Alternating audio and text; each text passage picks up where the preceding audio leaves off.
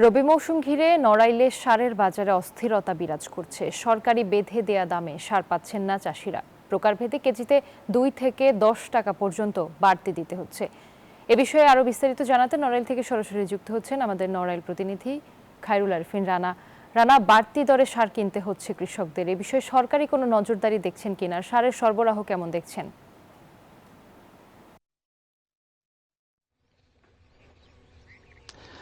ধন্যবাদ।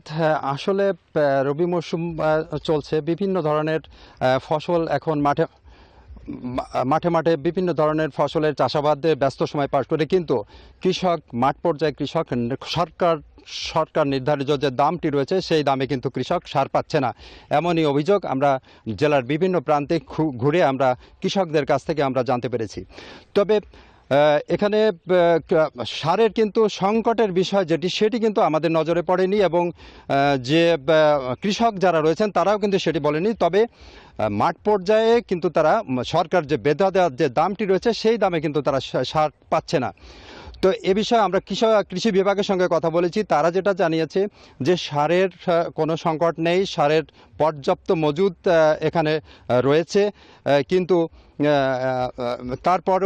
তারপরও কেন কৃষক সার পাচ্ছেন এই বিষয়ে তারা নজরদারি করছেন। বিভিন্ন তাদের যে মোবাইল কোর্ট, তাদের যে বাজার তদারকি, এই সমস্ত বিষয়গুলো তারা অব্যাহত রেখেছেন। তো এ বিষয়ে